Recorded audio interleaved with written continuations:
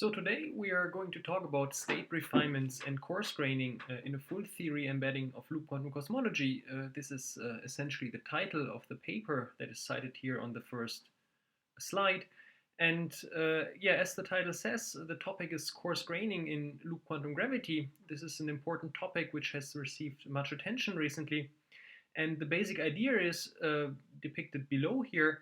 So you have some kind of quantum state, which is described by a usual spin network, the white one, for example. And the one or the kind of part of the spin network we see here has four vertices.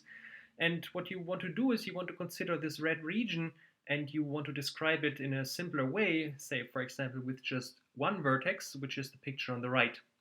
So there should be some kind of coarse graining move, which gives you a new quantum state, the one on the right, which still captures the main properties of the one on the left. I mean, the properties which are relevant if you just consider this red region and not any subregion of it. So let's start with some brief comments on this. So the topic is coarse graining, and the goal that you're kind of trying to achieve here in the sense of a kind of a renormalization group flow that you have usually in physics is that you want to model a physics which happens at some coarse scale, described in terms of some observables, by some coarse quantum states. So you want to integrate out your kind of microscopic degrees of freedoms, those four vertices on the left, and you want to describe it with this just one vertex on the right, but you want to do it in such a way that the kind of dynamics of your observables is invariant under such a flow. So there are several questions which appear in this, and well, one question is how should you exactly refine or coarse grain your quantum states, given the state which is defined on the graph on the left, how should the state on the right look like? Also, there's the issue of observables. How should your observables transform? You could, for example, start very naively by just saying, well, I just take the same observables just smeared over a bigger region, but it might be that you kind of need to refine this prescription somehow. Next, there's the issue of the Hamiltonian or the dynamics in general. So once you do such a coarse graining move, does your Hamiltonian change if you intend to keep the same physics? And if you look at very simple examples, for example, the Ising model, then you already know from there that your effective Hamiltonian does change if you want to retain your physics. A somewhat simpler thing than having the whole Hamiltonian change, for example, the interaction terms, would just be that you could absorb such a change in the running of some parameters. In the case of loop quantum gravity, candidates would be, for example, the Newton constant or the Babero-Immirzi parameter. So in general, these questions are very hard to answer, and therefore it's very convenient to discuss them first looking at some toy models, or also when you consider additional symmetries in your theory, which make things simpler.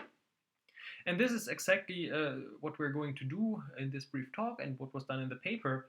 We're going to consider this issue of coarse graining in a very symmetric situation, namely spatially homogeneous and isotropic cosmology. So we're going to consider it in a certain theory, which you can call an embedding of LQC into LQG, but it's not exactly the standard formulation of loop quantum gravity, but it is kind of a formulation of loop quantum gravity using a different set of variables, which are closer to the ones used in loop quantum cosmology. So this was discussed in a previous paper that you can find on the archive. The main reason or the main points for now to consider or to kind of know from this paper are the following. So the variables that you choose there, or kind of the main variables that you choose, are the volume, kind of the spatial volume, and conjugate to that is the mean curvature of your spatial slice. So you're going to consider these two variables as a conjugate pair, and then there are of course other variables which describe your metric, but they will just be neglected for now. So they will be kind of, you will get rid of them with a certain symmetry reduction procedure and gauge fixing procedure that is described in this paper, but it's not important for now. For now, what is important is that we can look at this volume and conjugate to it the mean curvature essentially as a scalar field. So the mean curvature geometrically is a scalar. You can consider it as a scalar field, and the volume is then its momentum. And you quantize those with a standard prescription that you have in loop quantum gravity for scalar fields. Namely, you use point holonomies. So you construct a point holonomy from your mean curvature, and then conjugate to that is the volume acting on it. And well, then in the end, you will kind of quantize your dynamics in these variables, and you want to evaluate them. And you're interested first in evaluating them in a very simple quantum state. And the quantum state is kind of what you could call a single vertex state.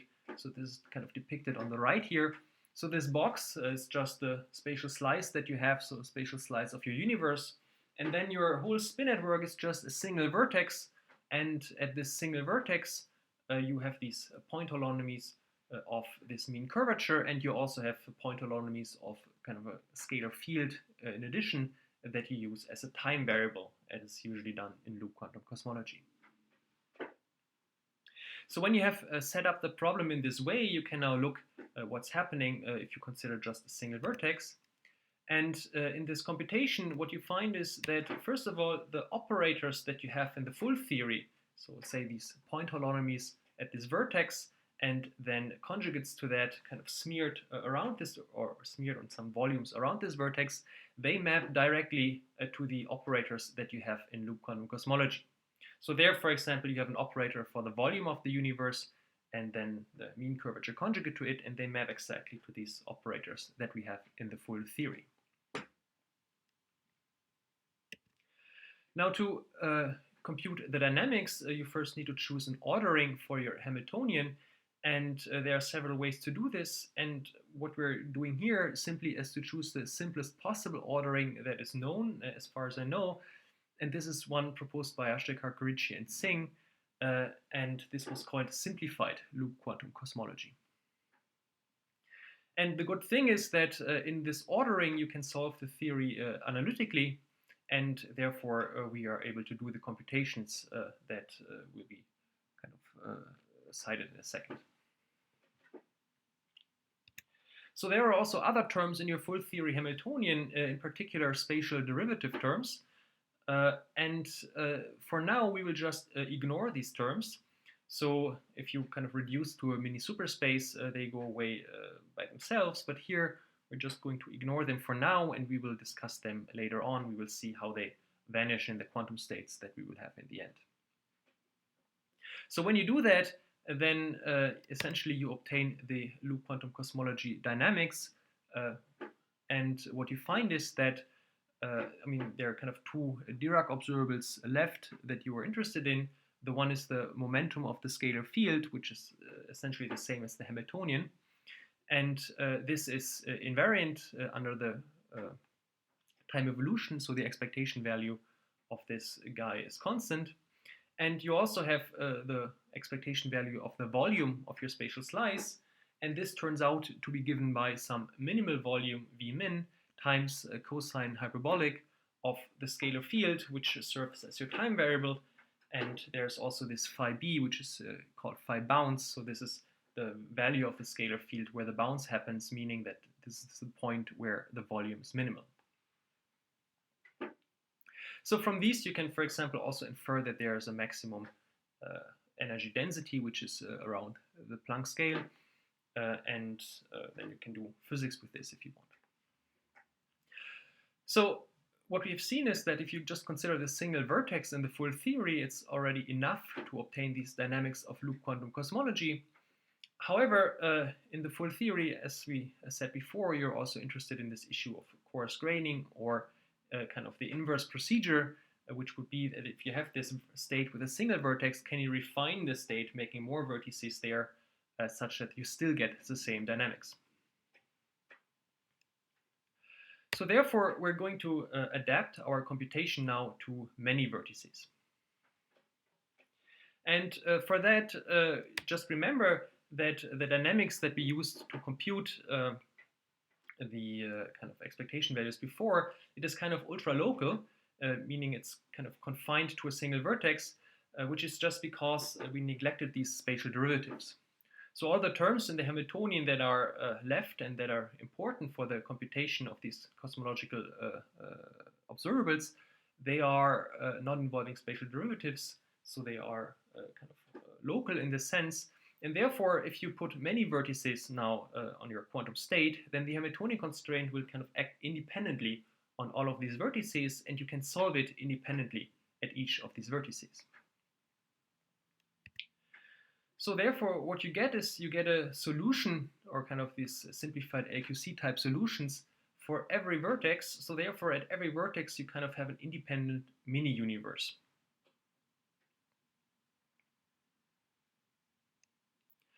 So now, having said this, we can study a coarse graining flow that we kind of would implement if we kind of want to keep our dynamics unchanged.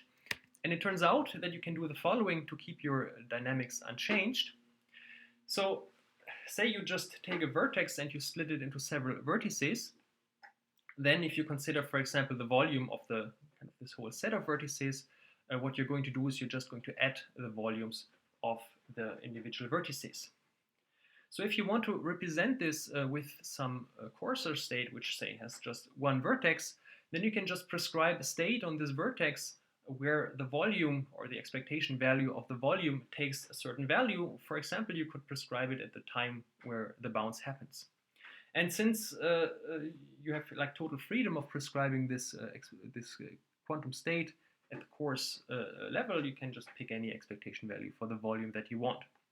Also, you can pick then some expectation value for p phi, so the momentum to the scalar field. I mean, you just have to kind of obey some Heisenberg uncertainty relations in computing or in prescribing some variances layer, but essentially you can pick those expectation values. So then you keep your observables invariant. They are just the same observables that you had before. So for example, I mean, they're kind of the same operators that you had before. The Hamiltonian will also remain invariant, and also no parameters are running in this coarse graining flow. So then what you find is that this leads to invariant coarse dynamics for these observables that you were interested in, being the, again, p phi and the volume.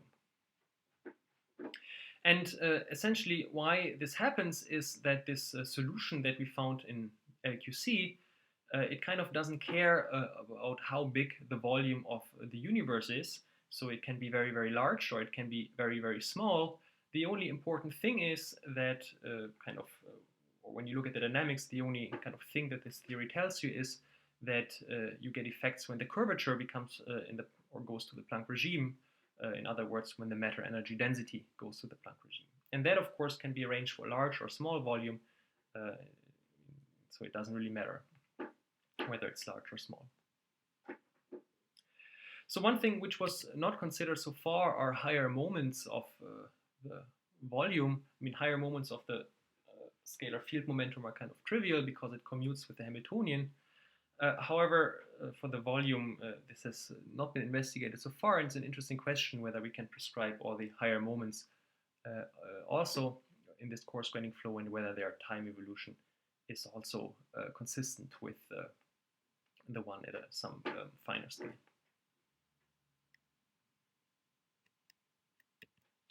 So let's come to the last topic, which are these spatial derivatives. And so far we have just neglected them, so now we should better prescribe some, or better show that this neglecting them was consistent. So when you want to compute a spatial derivative here, you would regularize it via some finite difference approximation. So since you have some lattice structure with these individual vertices, you could, for example, take two neighboring vertices and compute the difference of some field on these neighboring vertices, and in such a construction define the spatial derivative.